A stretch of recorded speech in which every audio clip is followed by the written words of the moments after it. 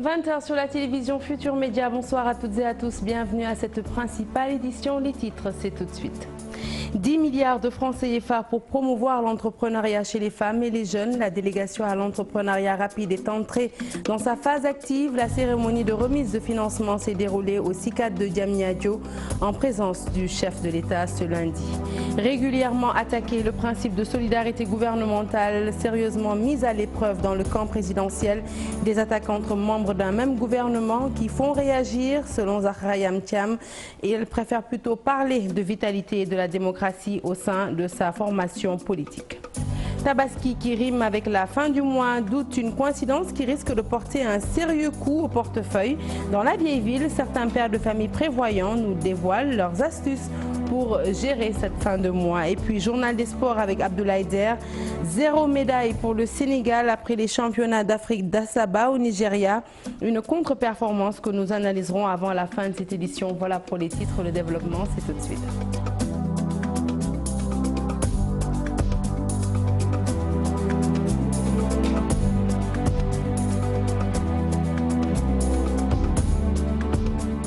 Bonsoir à toutes et à tous. Je vous l'annonçais donc tout de suite en titre, 10 milliards de francs CFA. C'est le montant mis à disposition des jeunes et des femmes dans le cadre de la délégation à l'entrepreneuriat rapide. La DER a entamé sa première phase en procédant ce matin à la remise de financement aux Sénégalais évoluant dans différents domaines d'activité. La cérémonie s'est déroulée au CICAD de Diamniadio en présence du chef de l'État Macky Sall. Les détails avec Al-Hassan Ba. Réfléchissant encore sur comment réaliser mon projet d'extension, je suis allé livrer une commande à une cliente qui est agent de la DER. J'ai trouvé l'équipe en réunion et monsieur le délégué, en voyant le produit livré, m'a interpellé sur notre chaîne de production, les problèmes auxquels nous sommes confrontés et nos ambitions. Après m'avoir écouté, le délégué ayant trouvé le projet porteur s'est engagé à nous fournir l'accompagnement nécessaire. Une promesse tenue. 27 millions de francs CFA reçus par Moustapha Sindiaye des mains du président Macky Sall. La délégation à l'entrepreneuriat rapide met 10 milliards à la disposition des jeunes et des femmes. Un premier financement sur un budget de 30 milliards de francs CFA, 44 sur 45 départements sillonnés, un fonds alloué pour chaque région. Pour la région de Dakar, 1,802 956. Pour la région de Diourbel, je saute les départements, nous avons 474 millions de francs CFA. Et pour la région de Matam, nous allons remettre 189 531 942. Pour le président Macky Sall, il s'agit là de corriger le manque d'efficacité noté dans les politiques mises en place pour aider les jeunes et les femmes. Un acte de foi pour lui à l'endroit de la jeunesse. Nous avons tout essayé au Sénégal auparavant. Différents mécanismes ont été mis en œuvre, mais j'ai constaté au fil du temps qu'il y avait un problème d'efficacité. Des fonds à rembourser et les premiers bénéficiaires doivent montrer le bon exemple. Alors, il faut que ce soit clair aussi. Ce n'est pas un don, pas un financement politique. C'est l'argent de l'État. Donc il ne faut pas après impliquer la police, le procureur, et après le procureur, vous savez, l'autre paix où ça peut mener. Subhanallah. La deuxième phase est prévue au mois d'octobre prochain. Sur cette interpellation du jeune Moustapha, la réponse du chef de l'État est très précise. Monsieur le Président, comme vous le faites déjà avec les boubous traditionnels que vous portez si bien, portez nos chaussures, nos sacs, nos valises, nos babouches. Alors oui, Moustapha, j'aimerais bien porter vos marakis et vos bonnets, vos chapeaux, mais ça voudra dire, je n'ai pas encore vu vos produits, qu'il faudra aussi de la qualité. Nous sommes prêts, je suis prêt à être le mannequin, à commencer à les porter et à demander par force au ministre, il n'y a pas de problème. Et puis nous restons avec cette cérémonie. Sachez en tout cas que le taux appliqué pour le financement des entrepreneurs est de 5%. Selon le délégué général à l'entrepreneuriat rapide, Papa Amadou Sarr, il estime plutôt que les exigences de garantie ont été allégées. Il rajoute que la sélection s'est faite dans la plus totale transparence. Je vous propose de l'écouter toujours au micro de Al-Hassan Ba. Le taux que nous avons appliqué est de 5%, c'est déjà effectif. Le taux des banques aujourd'hui sur le marché varie de 8 à 12%. Et pour les institutions de microfinance, on peut aller jusqu'à 14, 16, 18%. Et donc nous, à la délégation générale de l'entrepreneuriat rapide pour les femmes et les jeunes, à la demande du chef de l'État, nous avons décidé de caper le taux à 5% maximum pour faire profiter les Sénégalaises entrepreneurs et entrepreneuses. Le délai de remboursement varie en fonction des besoins des uns et des autres. Ceux qui font de l'agriculture, de l'aviculture, de la pêche ne peuvent pas avoir les mêmes délais que les jeunes qui sont dans le start-up ou de l'artisanat. Donc ça va de 3 mois à 6 ans, à 7 ans, voire 10 ans si possible. La transparence dans la sélection des bénéficiaires s'explique tout simplement car le président de la République, c'est le président de tous les Sénégalais, ce n'est pas le président de l'APR ni d'aucun parti politique. Et l'objectif qui nous a été fixé, c'était de mettre en place un système transparent où tous les Sénégalais et toutes les Sénégalaises se retrouvent. Car nous avons été attaqués de toute part par l'opposition, mais aussi par les partisans du pouvoir, pour dire pour les uns que nous sommes au service de la politique du président, pour d'autres que nous ne sommes pas au service du président de la République. Donc c'est pour ça que nous avons décidé de mettre en place ce processus transparent. Les secteurs financiers sont nombreux, l'artisanat, l'agriculture, l'élevage, la pêche, l'artisanat, l'économie numérique, les services et j'en passe. Et je vous l'annonçais en titre, la solidarité gouvernementale, un principe qui ne semble pas encore effectif dans le gouvernement de Macky Sall, malgré les apparences. La preuve, ce désaccord affiché du ministre de l'Enseignement supérieur avec son collègue de l'Éducation nationale autour du classement du concours général ou encore ces fameuses flèches décochées subtilement par Mame Mbaye Niang à l'encontre de l'argentier de l'État, des actes qui n'honorent en rien la République et qui attaquent ce principe de solidarité gouvernementale. Mame Biram Diouf. Il se sent agressé, son nom sali, Mame Mbaye Niang, sur la défensive, se dit irréprochable suite au marché octroyé à la société israélienne Green 2000 pour les études et les aménagements des domaines agricoles communautaires de CFA, Keur Sambakan, Kormomarsar et Itato d'un coût de 29 milliards de francs CFA. Projet ayant fait l'objet d'un rapport par l'inspection générale des finances qui a décelé des surfacturations, dépenses irrégulières, détournements de deniers publics, de népotisme sur fond de délinquance sur les marchés publics. Mame Mbaye Niang soutient qu'il n'a jamais été épinglé par un quelconque corps de contrôle étatique, demandant dans la foulée au ministre de l'économie et des finances Amadou Ba de publier le rapport définitif du PRODAC. Selon lui, c'est clair, c'est un complot contre sa personne pour n'avoir signé que le contrat technique en 2015 lorsqu'il était ministre de la Jeunesse. La réponse du ministre Amadou Ba sur cette polémique le 2 juillet dernier lors du débat d'orientation budgétaire marquant la clôture de la session ordinaire unique de l'Assemblée nationale. Ce projet dans la pratique ne souffre pas de grandes difficultés. J'ai aussi l'obligation de solidarité. C'est le ministre qui a pris l'initiative de nous saisir lorsqu'il a senti des difficultés. C'est une mission qu'on peut confier au ministère des Finances ou à la présidence. Il y a eu une fuite dans le rapport provisoire et ça existe dans tous les États. C'est aussi vieux que le monde. Il est possible qu'il y ait des manquements au ministère des Finances, mais à la date d'aujourd'hui, les informations laissent penser que ce n'est pas au ministère des Finances. Le collègue a toute ma solidarité en tant que ministre. Une autre affaire qui vient se greffer au dossier PRODAC ayant également fait les choux gras de la presse ce week-end, c'est celle portant sur les critères de choix du meilleur élève au concours général et du meilleur élève scientifique. Le ministre de l'Enseignement supérieur, Mary Teuw Niane, ne partage pas l'appréciation qu'en fait le ministre de l'Éducation, Serigne Mbaye Thiam. Il a fait savoir à travers ce poste. Pour moi, mon choix de cœur va à 2 élèves, Samba Kharisila qui a remporté 2 premiers prix en mathématiques et en physique et El Hadj Abdoul Aziz Dabar Kane qui a aussi remporté 2 premiers prix en philo et en histoire et un 3e prix en français. Des voix discordantes dans l'attelage gouvernemental au point de mettre à nu une apparence de carence dans le management des affaires publiques et la communication qu'ici, le président Macky Sall ne doit-il pas rappeler à l'ordre. Mame Biram Diouf, merci. On poursuit toujours avec cette question, cette fameuse question. Alors finalement, cet imbroglio entre ministres de la République relève-t-il de la liberté de ton ou de l'absence de solidarité gouvernementale? Eh bien, de l'avis d'Habib Sy, ancien ministre de la République et administrateur civil de formation, le ministre du Tourisme devrait être démis de ses fonctions. Cher Hassan Lafal. La solidarité gouvernementale, une notion de plus en plus éphémère dans l'actuel gouvernement sénégalais, avec des brouilles entre ministres. La cause est pointée du doigt par Habib Sy. La fonction du ministre est très sérieuse. Je crois qu'il y a un problème de formation d'abord. Et quand vous présentez au Conseil des ministres, c'est la première leçon que doit vous donner le président de la République et le chef du gouvernement.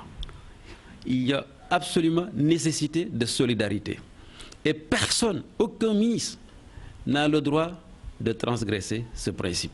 Et si politiquement vous n'êtes pas bien formé pour cela, si aussi au cours des conseils des ministres on ne vous l'enseigne pas ou on ne vous l'apprend pas, les dégâts peuvent arriver très rapidement.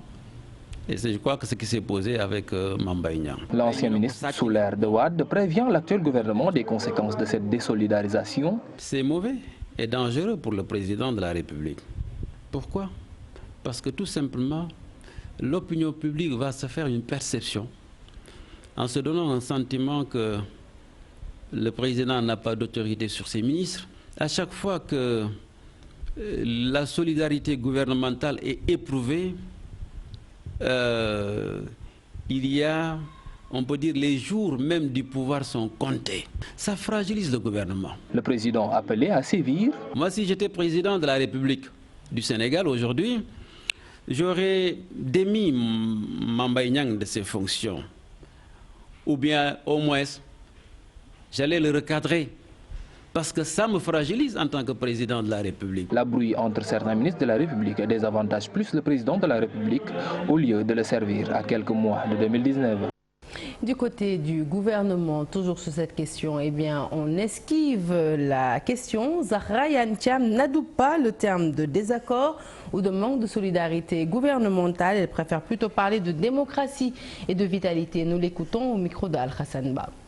Loin de là, je ne pense pas que ce soit un manque de solidarité. Au contraire, cela témoigne, si tel avait été le cas, parce que je ne dis pas que cela est cela, mais si tel avait été le cas, je crois que ça confirmerait un peu cette démocratie et cette vitalité dont on parle souvent. Que chacun puisse donner son point de vue dans le respect de ses principes. Maintenant, une fois qu'une décision est établie à travers les institutions que nous avons, à travers la réglementation qui nous régit, là tout le monde est obligé de se conformer à ce qui a été dit. Maintenant, vous savez que l'interprétation peut être diverse. Je ne pense pas de mon point de vue qu'il s'agisse d'une mésentente ou d'un manque de solidarité. Je pense plutôt que ce sont des points de vue qui sont exprimés et cela est compréhensible dans une démocratie. Et Zahra Iyane Thiam, plutôt que vous venez de voir sur ces images s'exprimer en marge de la cérémonie de remise de financement aux jeunes et aux femmes ce matin à Diamniadio, un prétexte justement saisi par la rédaction pour s'interroger sur l'importance de l'entrepreneuriat chez les jeunes. Nos reporters ont rencontré des Sénégalais qui pensent que cela pourrait effectivement être un début de solution au chômage. Toutefois, ils disent ignorer l'existence de l'ADER. Habib Faye. Tous des jeunes déterminés dans leur travail, chacun entreprend un projet pour son avenir. Chaque jour, on descend sur le terrain, on choisit nos secteurs à aller pour travailler dans cette zone également. Je suis parce que bon fini bataille, amna fi ay connaissances, te ma ngi gis da bikit baangi dox carrément. Chaque weer luma ci am ma ngi ci def sama soxla, di ci jox samay parents. La réalisation, leur principal souci. Des fois tamit place bi day jafé pour nga am ko. Waaw ndax magasin yi dafa seer waaw pour nga am vulgarisateur bi sax dafa yombul quoi ndax des fois da ngay dem mairie déposer ñu ne la xaaral bu temps waaw boobu da ngay mi jabaay sax bàyyi ko waaw. Pour avoir notre propre entreprise, pour que nous soyons être autonomes, avoir de diriger notre propre entreprise également, pour devenir des gérants autonomes. Élève en vacances, elle soutient sa mère dans son entreprise. Fatou envisage de posséder une boutique plus grande que celle de sa maman.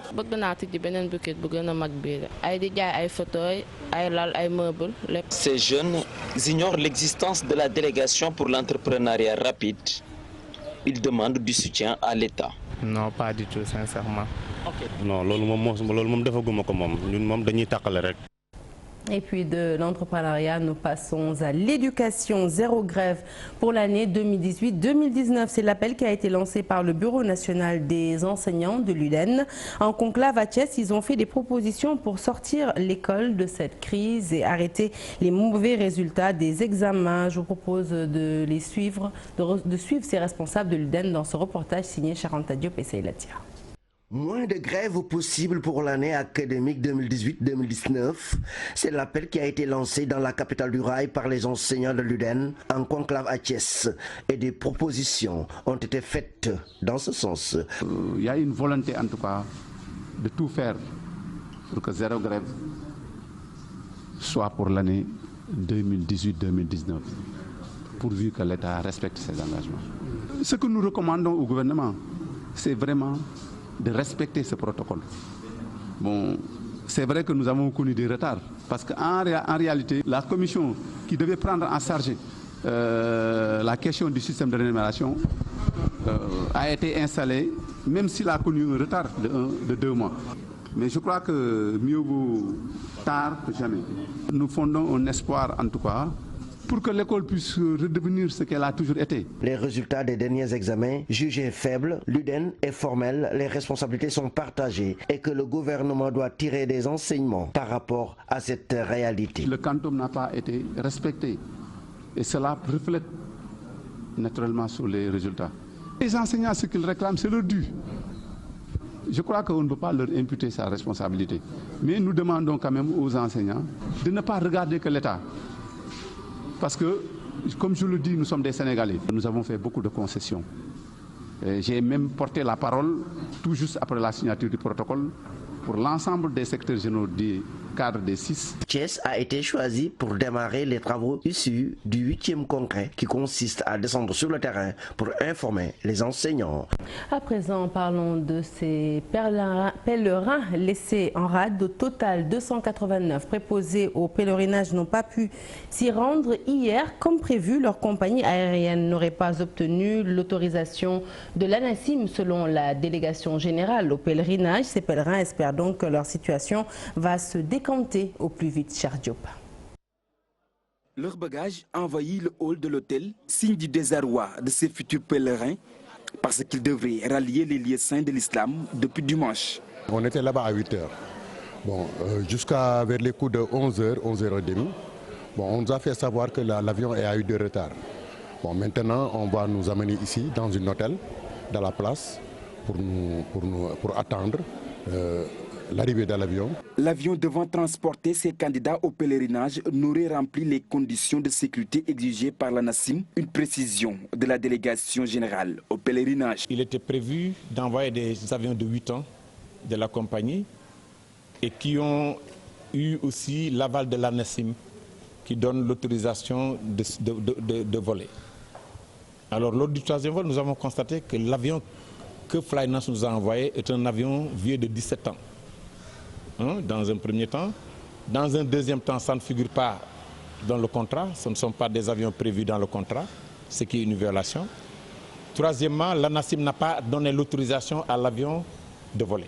Ces hommes et femmes, au nombre de 289, ont reçu la visite de la délégation générale au pèlerinage, qui les a rassurés. Nous dire que le problème n'a pas été réglé et qu'il était en train de s'en occuper. Si demain matin le rendez-vous n'est pas respecté, alors il y aura une situation nouvelle et à situation nouvelle, problème nouvelle et on va voir à ce moment-là comment on va agir. Intégrale Solution Voyage, Ouagadougou et Alpha Voyage sont les 3 agences privées où sont inscrits ces musulmans pour effectuer le 5e pilier de l'islam. Et puis sachez que tout est bien, qui finit bien pour ces pèlerins. Selon la délégation générale au pèlerinage, eh bien, les pèlerins devraient quitter cette nuit Dakar pour Djeddah. Et nous quittons Dakar justement pour Mbetet 2, un village dans la commune de Darou Khoudoss. Sur place, les habitants réclament la construction de centres de santé. La création de pistes de production est également une nécessité compte tenu de la proximité de Mbetet avec la mer Charanta Diop. Ils étaient nombreux sur la place publique du village pour égrener un chapelet de doléances. Les habitants de Mbetet 2 décrivent leur mal-vivre quotidien. Nous, population de Mbetet 2, on a tout et on manque de tout. C'est une zone horticole qui n'a envie à aucune autre zone au Sénégal. C'est une zone qui fait partie de la zone des Niayes. C'est une zone qui n'a rien et c'est une zone qui n'a aucune infrastructure sociale de base. Les structures sanitaires, l'électricité, les écoles relèvent encore d'un rêve dans toute la localité et villages environnants. Nous n'avons pas d'école. Nous n'avons pas de case de santé ni d'électricité. Vous avez vu l'état chaotique de la route, l'accessibilité, on n'en parle même pas. C'est une zone très difficile à vivre. El Hadji Diouf, membre de la convergence des cadres de l'APR Tivaouane, qui a fait le déplacement pour s'enquérir des difficultés de ces populations, estime que les habitants de Mbetet 2 souffrent dans leur chair et appellent à l'aide. On a un problème d'accès au niveau du village. C'est au-delà du village, c'est toute la zone de Mbetet qui est à 7 km de Fass Boye et qui n'a pas de voie de communication. Également aussi, vous l'avez constaté vous-même aussi, il n'y a pas d'électricité aussi au niveau de ce village. Et c'est un village qui regroupe plus de 2000 âmes et vraiment il mérite beaucoup de considération. C'est pourquoi nous lançons un appel à son Excellence Macky Sall pour vraiment qu'il vienne en aide à ces populations. Les habitants de ce paisible village ont soutenu qu'ils en ont marre des politiciens qui leur font toujours des promesses. Retour à Dakar, plus précisément à Guédiawaye, pour saluer l'effectivité des mesures prises au lendemain de la série de noyades sur la plage de cette grande ville de la banlieue. Eh bien, sachez qu'une forte présence de forces de sécurité est constatée. Policiers, gendarmes, sapeurs-pompiers ou encore maîtres nageurs sont présents. Une présence qui n'a toutefois pas émoussé l'ardeur des baigneurs. Salif Sow. Plage Malibu de Guédiawaye, ici les mesures prises sautent à l'œil. La police nationale s'est fortement mobilisée. La protection civile n'est pas en reste. Elle a d'ailleurs organisé une caravane de sensibilisation sur les plages dangereuses de la banlieue, une caravane de 3 jours. La société civile et les mouvements citoyens aussi font dans la sensibilisation. Nous sommes en train de faire une campagne de sensibilisation ici au niveau de la plage de Malibu. On distribue des flyers où on est en train de parler de dire comment est-ce que les enfants, les jeunes doivent se comporter en mer. Première chose. Mais deuxième chose, ça ne va pas se limiter au niveau de la plage. Nous allons faire des proximités au niveau des quartiers pour sensibiliser les parents des risques de noyade. Tout le monde a le droit d'aller à la plage et c'est l'été. Les gens qui n'ont pas les moyens ne peuvent que fréquenter des plages dont la baignade est interdite. Mais en fait, c'est aux autorités de trouver la solution pour anticiper les risques. Parce que les risques, il faut les classer. La commune s'est signalée. 5 maîtres nageurs sont engagés par Golfe Sud pour une durée de 3 mois. On a demandé au préfet de ne plus autoriser des concerts parce que ça pose des problèmes. On a pris 5 maîtres nageurs qui sont là depuis l'année dernière. Maintenant, il fallait attendre l'arrêté parce que le comité de gestion était sous la tutelle de la mairie. Pour le moment, les équipements ne sont pas encore prêts, mais dès demain, on a déjà fait la commande. Toutefois, cette batterie de mesures n'a pas dissuadé tous les baigneurs. Les plus téméraires en font fi. Les pompiers ont une idée dont l'efficacité a payé au niveau d'autres plages dont le sol est mouvant. Toutes les plages, les premiers responsables, ce sont les maires. Donc ce qu'il faut faire, c'est qu'il faut que le maire soit en collaboration avec la brigade nationale des sapeurs-pompiers. Maintenant, pour dire que nous avons besoin de former des surveillants de baignade pour la plage de ma commune. Les sapeurs-pompiers ont enregistré 38 corps sans vie et 8 portés disparus ces 2 derniers mois. La sécurisation des plages par les forces de l'ordre, un fait fortement salué par les baigneurs et les maîtres nageurs. Les riverains des lieux, eux, comptent sur cette présence pour appuyer une sécurisation qu'ils ont déjà démarrée, cher Hassan Affal. Venus en famille, en couple ou seuls, tous les citoyens sont là pour profiter de leurs vacances à la plage. Une plage sécurisée par les forces de l'ordre et qui rassure les usagers. C'est bien d'avoir les gendarmes autour de nous pour nous sécuriser. Il y a beaucoup de dangers à la plage. C'est bien que les gendarmes viennent ici. Je trouve ça logique. Les gendarmes qui sont là, ça c'est bon pour la plage là. Parce que les hommes, ils ne sont pas tous pareils. Il y a des voyous comme ça, il y a des personnes simples comme ça. Parfois tu vois les maîtres nageurs là, ils sont là pour surveiller la plage avec les enfants. Surtout vous entendez surtout des noyades comme ça, mais c'est bon pour la sécurité quand même. Les riverains saluent l'initiative qui rejoint une sécurisation des lieux qu'ils ont déjà entamés.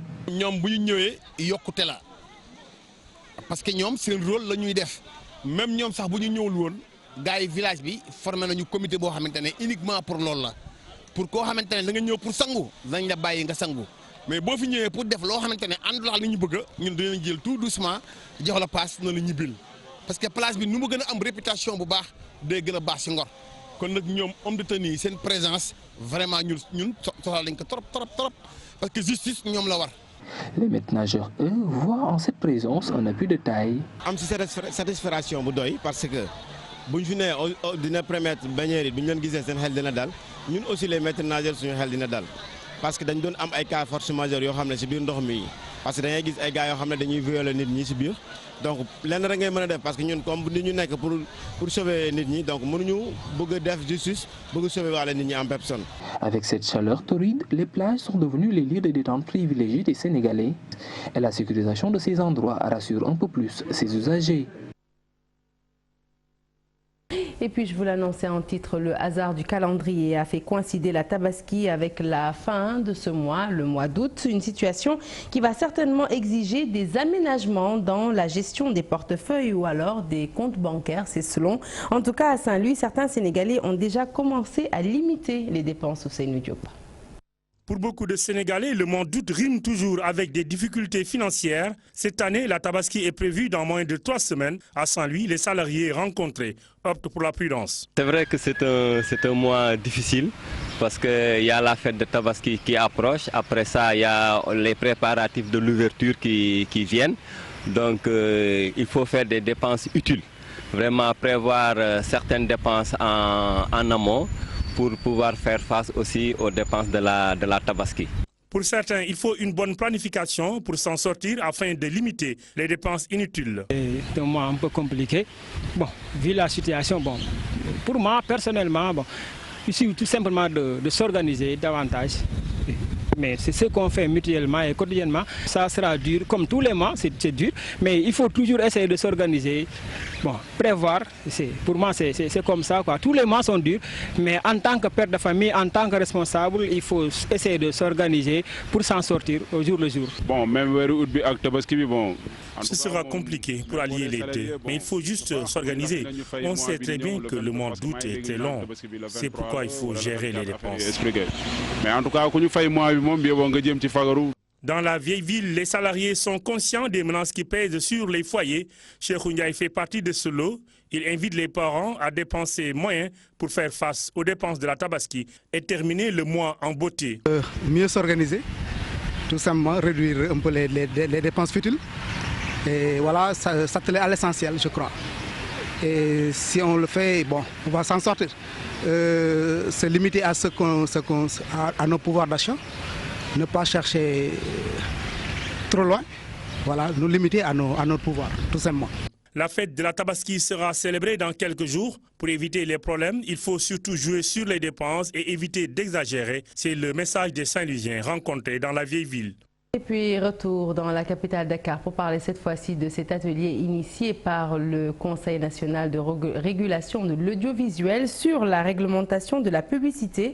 Et selon l'organe de régulation, les contenus et le format des publicités diffusées à travers les médias ne sont pas adaptés aux normes. Le CNRA a plaidé en faveur d'une réadaptation des textes. Un compte rendu signé Aminata Mbaresso. La dernière loi relative à la publicité au Sénégal remonte à janvier 1983.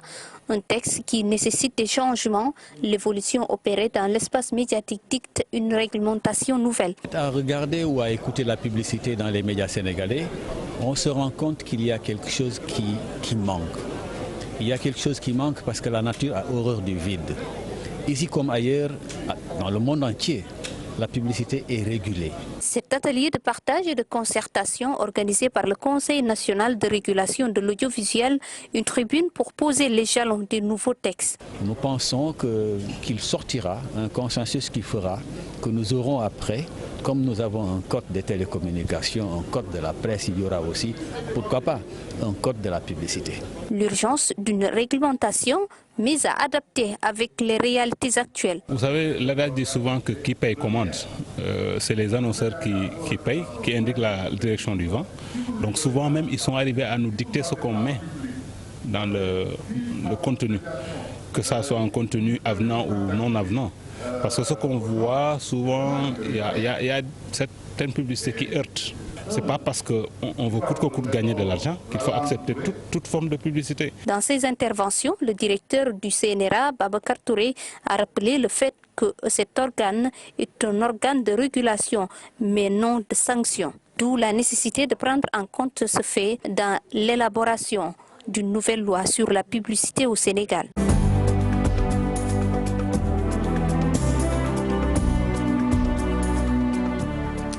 La page des sports que nous démarrons tout de suite avec Abdoulaye Der qui m'a rejoint sur le plateau. Bonsoir Abdoulaye. Bonsoir Sarah Cissé. Du sport et on démarre sur les pistes avec de l'athlétisme. Le Sénégal qui malheureusement rentre du Nigeria sans aucune médaille après les championnats. C'est historique, vous l'avez dit. Le Sénégal, à ses championnats d'Afrique, a récolté 0 médaille. La compétition a pris fin hier à Asaba. Contre-performance pas du tout surprenante de l'avis du directeur de la haute compétition. Les athlètes de leur côté réclament plus de moyens. Le sujet est signé Cheikh Tidiane Diao, Younous Diatta. Un bilan loin d'être surprenant des athlètes sénégalais de retour d'Asaba. La traversée du désert n'est pas encore finie pour le Sénégal qui a beaucoup plus pendant des années resté dans la gestion de l'élite plutôt que la base. L'athlétisme n'a jamais inculqué à sa discipline une culture de la relève. Amin Mbacké Thiam a été pendant longtemps l'arbre qui cachait la forêt. Et cette situation ne peut pas perdurer.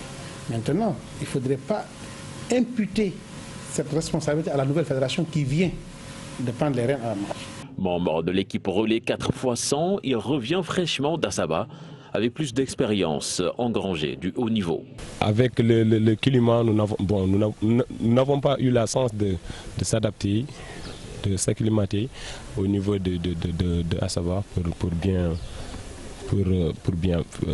faire des performances. Une préparation au niveau international, il faut qu'on le prépare. Les autorités savent que le chantier est énorme et qu'il faudra plus de travail pour remonter à la surface. Nous avons toujours attiré l'attention de l'athlétisme sur le fait que l'athlétisme doit aller à l'école.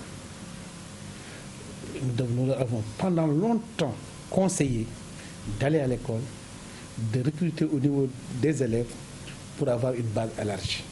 L'athlétisme doit revoir d'abord sa politique de massification, doit revoir aussi sa politique de formation des cadres, parce que nous n'avons pas assez de cadres qualifiés dans toutes les régions. La nouvelle équipe fédérale, en place depuis plus de 6 mois, a du plomb sur la planche si elle ne veut pas voir l'athlétisme sénégalais sombrer dans le néant. Et nous quittons Abdoulaye Der les pistes pour quelques rebonds sur les parquets. C'est pour bien entendu parler basket, une belle, c'est-à-dire un 3e match décisif pour désigner Duc ou SLBC comme finaliste du championnat chez les hommes. Un ticket pour 2 donc pour une place en finale du championnat national chez les garçons. Hier, les Saint-Louisiens ont battu les étudiants du Duc. Alors qu'à l'aller, il y avait une victoire des étudiants, c'était à Dakar. Tout de suite, suivons la réaction des 2 entraîneurs après cette manche retour gagnée par les Saint-Louisiens. Donc vous avez vu aujourd'hui, c'était un match très difficile au début, mais au fil des cartons, on s'est battu en défense et on a eu la gagne. J'avais dit au briefing, il faut tout donner sans réserve. Ils l'ont fait, vraiment je suis satisfait des joueurs là. Vraiment je les félicite. Le match s'est joué au niveau des lancers francs. Nous, on a provoqué parce qu'on avait pris l'option de les attaquer, de provoquer des fautes. On en a provoqué, on a fait 38 lancers francs, mais on met 11 lancers francs. Vous mettez 27 lancers francs à côté, c'est normal que vous perdez le match. C'est à ce niveau-là qu'on a perdu le match. Et en même temps, au deuxième quart-temps, on a lâché. Au deuxième quart-temps, on vient, on lui fait un 22-8, on a couru derrière le score, ça nous a fatigué. Il faut faire vite pour oublier le match. Il y a une autre opportunité de se qualifier. Le mercredi, on va jouer la belle. Maintenant, il faut qu'on saisisse nos chances. On n'a pas le choix. Il faut y aller avec beaucoup de lucidité et beaucoup de sérénité. Moi, je dis la pression se tourne maintenant par rapport aux deux équipes.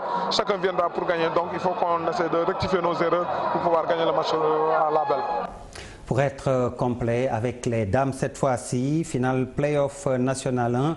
Le Saint-Louis Basket Club conserve son titre devant le Duc, 70-62 au Stadium Marius Ndiaye. C'était samedi. Volleyball à présent avec les finales de la Coupe du Sénégal. Sokosim soulève le trophée chez les dames après avoir battu l'ASC Police 3-7-1.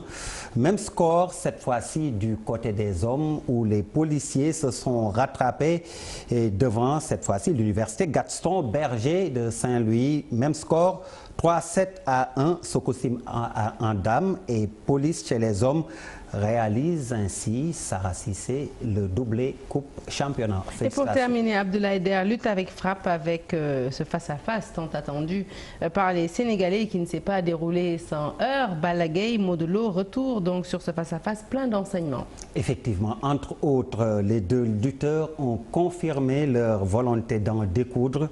Leurs supporters ont déjà commencé et ont failli gâcher le face-à-face. Gaston Meng tient également le bon bout pour l'organisation de ce combat revanche. Retour sur le face-à-face avec Mamadou Fall. Un duel qui s'annonce épique de gladiateurs pour un combat qui tout double. Balla Gaye 2 et Modou Lo ont tenu leur premier face-à-face à la place du souvenir, comme pour ressasser le souvenir du 21 mars 2010. Jour où Balla Gaye 2 mettait fin à l'invincibilité du chouchou des Parcelles Assainies. Des rencontres palpitantes entre le Lion de Guédiawaye et le Roc des Parcelles Assainies. La violence est toujours au rendez-vous. La preuve, leur premier face-à-face est marqué par des jets de chaises, des coups de poing et une interruption de la cérémonie. Une tension qui monte déjà pour un combat prévu le 1er janvier 2019. Des minutes écoulées et les deux adversaires sont revenus à la raison. Le choc verbal peut donc démarrer. Balla Gaye 2 déclare en premier que c'est lui qui a sollicité le combat.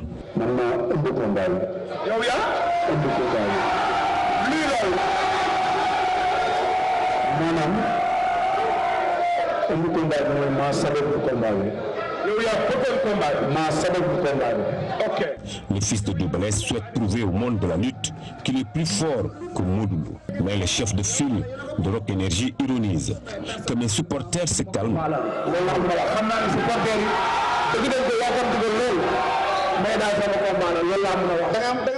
Ce combat est facile. Deux lutteurs qui se sont mesurés devant un public enthousiaste qui a même hâte de les voir en découdre. Une affiche également disputée par Gaston Meng et Luc Nicolaï. Mais pour cette fois, le Don King de l'arène tient les rênes.